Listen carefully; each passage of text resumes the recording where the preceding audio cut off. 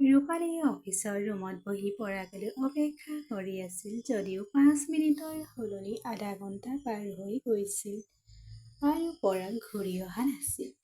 এতিয়া ৰূপালী উঠি পোনে পোনে অধ্যক্ষৰ কোঠালৈ গ'ল। যিয়ে নহওক তাই জানিছিল যে ল'ৰাটো হয়তো বিয়াৰ বাবে সাজু হ'ব পাৰে, কিন্তু তাৰ পৰিয়ালটো কেতিয়াও সাজু নহ'ব। অলপ সময়ৰ ভিতৰতে ৰূপালী অধ্যক্ষৰ সন্মুখত থিয় হৈ তেওঁৰ কিবা এটা কোৱালৈ অপেক্ষা কৰি আছিল। অধ্যক্ষই কম্পিউটাৰটোলৈ চাই ক'লে, ক্ষমা কৰিবা ৰূপালী, ক'তো খালী পদ নাই। মই তোমাক আন ক'তো ট্ৰেন্সফাৰ কৰিব নোৱাৰো। ৰূপালীয়ে অনুৰোধ কৰিলে, ছাৰ, মোক ঘণ্টা পোষ্টলৈ ট্ৰেন্সফাৰ কৰক, তাত মোৰ কোনো সমস্যা নহ'ব। অধ্যক্ষ, ৰূপালী, এইটো আপোনাৰ ঘৰটো দূৰত হ'লে বেলেগ কথা, ঘৰৰ ওচৰতে স্কুলখন, কিয় ট্ৰেন্সফাৰ বিচাৰে নাজানো। বহুতে ঘৰৰ ওচৰত ট্ৰেন্সফাৰ পাবলৈ বছৰ বছৰ লাগে। তুমি বহু দূৰলৈ যাব বিচৰা। ৰূপালী, ছাৰ, এইটো মোৰ ব্যক্তিগত সমস্যা। অনুগ্ৰহ কৰি মোক যিকোনো ঠাই, যিকোনো গাঁও বা চহৰ, যিকোনো ঠাইলৈ ট্ৰেন্সফাৰ কৰিব। অধ্যক্ষ, কিন্তু খালী পদো থাকিব লাগে। ৰূপালী হতাশ হৈ পৰে আৰু তাৰ পিছত কিছু চিন্তা কৰাৰ পিছত তাই জীৱনৰ প্ৰথম সিদ্ধান্তটো লৈ ক'লে, ছাৰ, এতিয়া মই এই চাকৰিটো এৰি দিয়াটোৱেই ভাল পাম। অধ্যক্ষই থতমত খাই ক'লে, তুমি চৰকাৰী চাকৰি এৰিবা? আপোনাৰ স্বাস্থ্য ভালে আছেনে? ৰূপালী, ছাৰ, মই কি কৈছো নাজানো। যদি আপুনি মোক বদলি কৰিব নোৱাৰে তেন্তে মই পদত্যাগ কৰিম। অধ্যক্ষ, কিন্তু আপুনি বহুত ভুল সিদ্ধান্ত লৈছে। আৰু এবছৰ অপেক্ষা কৰক। কিছুমান খালী পদ নিশ্চয় আহিব আৰু যিকোনো পদ খালী হোৱাৰ লগে লগে মই আপোনাক বদলি কৰি দিম। ৰূপালীয়ে কলম আৰু কাগজ লৈ পদত্যাগ পত্ৰ লিখি থাকোঁতেই ক'লে, ধন্যবাদ ছাৰ, কিন্তু মোৰ এবছৰৰ সময় নাই।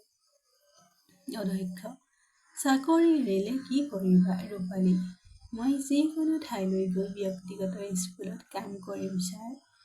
এনেকৈ কৈ ৰূপালীয়ে পদত্যাগ পত্ৰ দি অধ্যক্ষৰ কোঠাৰ পৰা ওলাই আহি স্কুলৰ পৰা ওলাই আহি আছিল।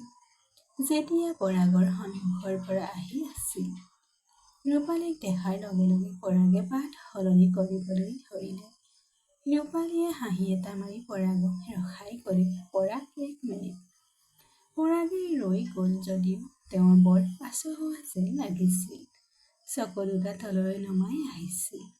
ৰূপালীয়ে পৰাগৰ ফালে চাই ক'লে, আপুনি নিজকে দোষী অনুভৱ কৰাৰ প্ৰয়োজন নাই আৰু আপুনি সঠিক সিদ্ধান্ত লৈছে। এতিয়াই মা-দেউতাৰ বিৰুদ্ধে কোনো সিদ্ধান্ত নল'ব। পৰাগে চকু দুটা ওপৰলৈ তুলি ৰূপালীলৈ চালে। গতিকে ৰূপালীয়ে হাতখন আগবঢ়াই ক'লে, আমি সদায় ভাল বন্ধু হৈ থাকিম। পৰাগে ৰূপালীৰ লগত হাত মিলাই দিলে। ৰূপালী তেতিয়া তেওঁক বাই দি ওলাই গ'ল। পৰাগে তাইক কলৈ গৈ আছে সুধিব বিচাৰিছিল যদিও তাৰ সাহস নাছিল। সেয়েহে সিও নিজৰ ক্লাছলৈ গ'ল।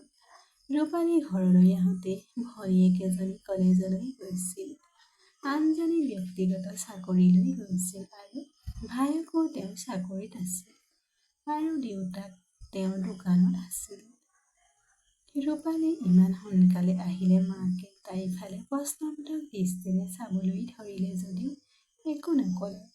ৰূপালীয়ে তাইৰ ৰুমলৈ আহি কাপোৰ কেইখনমান আৰু কিতাপ কেইখনমান বেগত ভৰাই মাকৰ ওচৰলৈ ওলাই আহি তাইৰ ভৰি চুই গ'ল। গতিকে মাকে দুখোজ পিছুৱাই গ'ল। ৰূপালীয়ে থিয় হৈ থকা মাকৰ ভৰি দুখন চুই থিয় হৈ ক'লে, মা, মোৰ চাকৰি বদলি হৈছে। প্ৰধান শিক্ষক ছাৰে বহুদিন ধৰি তেনে কৰিবলৈ কৈছিল যদিও মই কেনেবাকৈ পিছুৱাই দি আছিলোঁ।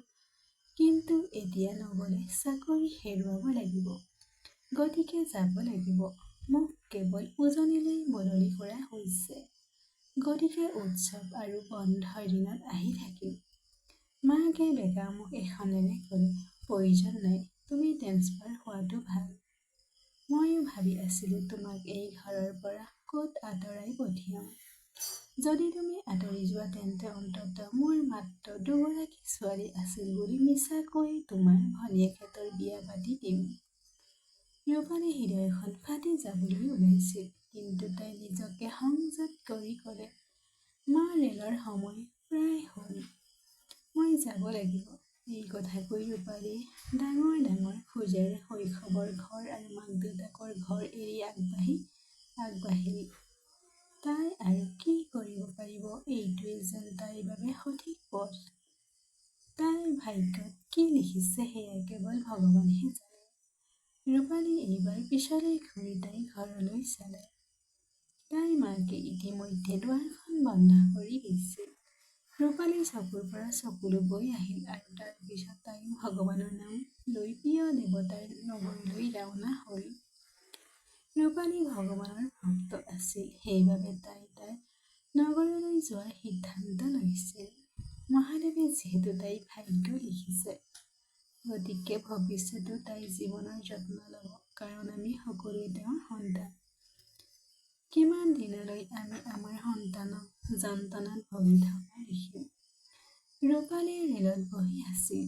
ৰেলখন যোৱাৰ লগে লগে তাইৰ চকুপানীবোৰ বাঢ়ি আহিছিল। তাই দেখিছিল তাইৰ ঘৰ, তাইৰ পৰিয়াল, তাইৰ শৈশৱৰ সকলো পিছ পৰি ৰৈ যোৱা। অলপ পিছতে ৰেলখন জোৰ কৰি চলিবলৈ ধৰিলে। ৰূপালীয়ে নিজক প্ৰাৰ্থনা কৰি কিতাপখন উলিয়াই পঢ়িবলৈ ধৰিলে।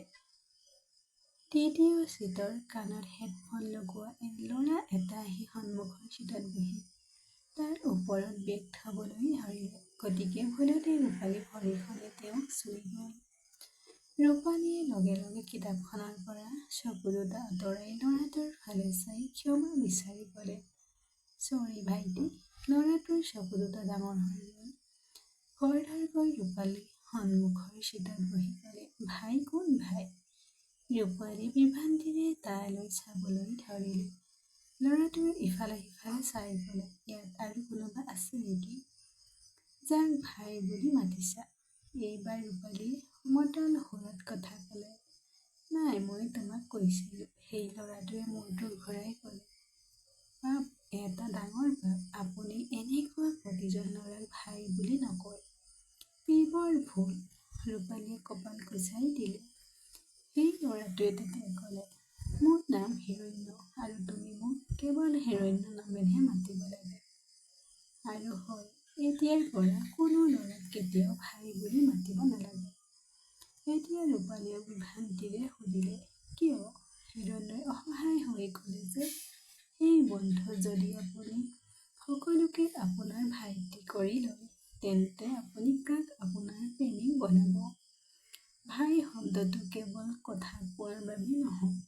এতিয়া ভাবি চাওক, তোমাৰ হৃদয়খন মোৰ বাবে পৰিছে আৰু মোৰ হৃদয়খন তোমাৰ বাবে পৰিছে, কিন্তু মোক ভাই বুলি মাতি আপুনি সম্পৰ্কটোত আন কিবা এটাৰ পৰিচয় দিলে। এতিয়া কওকচোন, ইয়াৰ পিছত কি হ'ব? গতিকে কোনো ভায়াই নাই, কেৱল তোমাৰ প্ৰকৃত ভাইটিক ভাই বুলি মাতিব। ৰূপালীয়ে চকু দুটা ডাঙৰ কৰি সেই ল'ৰাটোলৈ চাই আছিল। যেতিয়া হিৰণ্য চুলিত আদৰ কৰি থাকোঁতে ক'লে, বন্ধু, মই জানো মই সুদৰ্শন, কিন্তু মোক তেনেকৈ নাচাব। মই যদি আন্ধাৰ হৈ যাওঁ তেন্তে ভাবি চাওক, ইমান ধুনীয়া ছোৱালী এজনীয়ে মোক তাইৰ ভায়েক কৰি তুলিছে।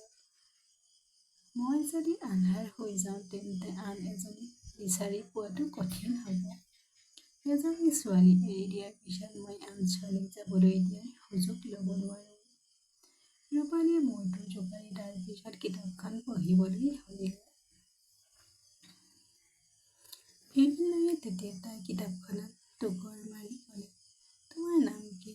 ৰূপালীয়ে খঙেৰে ক'লে, ইয়াৰ অৰ্থ তুমি? হিৰণ্যই শিশুৰ দৰে কথা ক'লে, বন্ধু, প্লিজ, এতিয়া মই তোমাক মোৰ ভাইটি বুলি মাতিছোঁ। এই ছোৱালীৰ দৰে টেংটাংবোৰ দেখুৱাব নালাগে। যিয়েই নহওক, মই সোধা নাছিলোঁ তুমি মোৰ প্ৰেমিকা হ'বা নেকি। মই মাত্ৰ তোমাৰ নামটো সুধিলোঁ। ৰূপালীয়ে হিৰণ্যৰ ফালে চাই ক'লে, তেন্তে তুমি কিয় সুধিলা? মই তোমাৰ নাম সুধিলোঁ। হিৰণ্যই মুখ এখন কৰি ক'লে, বন্ধু আপুনি নিশ্চয় শিক্ষক, সেইবাবে ইমান বিৰক্ত হৈ ইমান বিৰক্তিভাৱে কথা পাতিছে। এই গৰমত ইমান দূৰ যাত্ৰা কৰিব পাৰিবনে? ৰূপালীয়ে চকু দুটা সৰু কৰি ক'লে, চাওক, মোক অশান্তি নিদিবা, নহ'লে মই তোমাৰ কথা তিতিৰ ওচৰত অভিযোগ কৰিম। হিৰণ্য বন্ধু, তুমি সঁচাকৈয়ে শিক্ষক নহয়। ৰূপালীয়ে হিৰণ্যৰ ফালে চাই থাকিবলৈ ধৰিলে। গতিকে হিৰণ্যই ক'লে, কোৱা বন্ধু, তুমি সঁচাকৈয়ে শিক্ষক নহয়? অন্ততঃ ইমানখিনি ক'ব পাৰিবা। ৰূপালীয়ে খঙেৰে ক'লে, হয়। মই আপোনাৰ কিবা অসুবিধা হৈছে নেকি? হিৰণ্যই হাঁহি হাঁহি ক'লে, চাওক, ইমান ভালকৈ অনুমান কৰিছোঁ, কিন্তু কথাটো হ'ল আপুনি শিক্ষক, কিন্তু মই আপোনাৰ ছাত্ৰ নহয়। গতিকে তিতিৰ ভাবুকি দিলে একো নহ'ব। ৰূপালীৰ চকু দুটা ডাঙৰ হৈ আহিল আৰু তাই নিজৰ ঠাইৰ পৰা থিয় হৈ তিতিলৈ ফোন কৰিবলৈ ধৰিলে। গতিকে হিৰণ্যই খৰধৰকৈ তাইক ধৰি বহিবলৈ দিলে আৰু তাইক শান্ত কৰি থাকোঁতে ক'লে, সেই ভাল শিক্ষক ভনীয়েক, তুমি কিয় অসুবিধাৰ সৃষ্টি কৰিছা? মই ইমান দিনৰ মূৰত ঘৰলৈ যাম আৰু তুমি মোক জেললৈ পঠাবলৈ চেষ্টা কৰিছা। হিৰণ্যৰ কথা শুনাৰ পিছত ৰূপালীয়ে অলপ স্বাভাৱিক হৈ হিৰণ্যৰ হাতখন হাতৰ পৰা আঁতৰাই ক'লে, মই তোমাক শেষবাৰৰ বাবে কৈছোঁ, মোক অশান্তি নকৰিবা। এইবাৰ মই তোমাক এৰি যাম, কিন্তু মই তোমাক আৰু এৰি নাযাওঁ। হিৰণ্যই মূৰটো জোকাৰিলে। ৰূপালী আকৌ তাই কিতাপখন পঢ়িবলৈ ধৰিলে। দুয়ো অলপ সময় অব্যাহত থাকিলে। এই যাত্ৰাত ইয়াৰ পিছত কি হ'ব? ৰূপালীৰ জীৱনে নতুন ৰূপ ল'বনে? কিছু সময় নিস্তব্ধ হৈ পৰিল। তাৰ পিছত হিৰণ্যই বাদাম খাই থাকোঁতেই তাৰ চোলাটো ৰূপালীৰ ওপৰত দলিয়াই ক'লে, শিক্ষয়িত্ৰী বাইদেউ, আপুনি বাদাম খাবনে? ৰূপালীয়ে বিৰক্তিৰে হিৰণ্যলৈ চাই ক'লে, তোমাৰ কি সমস্যা? মোক কিয় অশান্তি দিছা? হিৰণ্যই মুখ এখন কৰি ক'লে, এই মিছা শিক্ষয়িত্ৰী পাপ হ'ব। মই মাত্ৰ খাদ্যৰ কথা সুধিলোঁ। এইটো আমাৰ সংস্কৃতি। যদি কোনোবাই সন্মুখত বহি আছে, তেন্তে আমি অকলে নাখাওঁ। আৰু আপুনি এনেকুৱা লেতেৰা অভিযোগ কৰিছে। ভয় কৰক মহাকালক। ৰূপালীয়ে খঙেৰে ক'লে, চোৱা, মই এই কথা শেষবাৰৰ কৈছোঁ, অনুগ্ৰহ কৰি মোক অশান্তি নকৰিবা। কাহিনীটো ইমানতে শেষ হ'ল। বন্ধু বান্ধৱীসকল, ভাল লাগিলে লাইক, কমেণ্ট, শ্বেয়াৰ আৰু ছাবস্ক্ৰাইব কৰি দিব। ধন্যবাদ।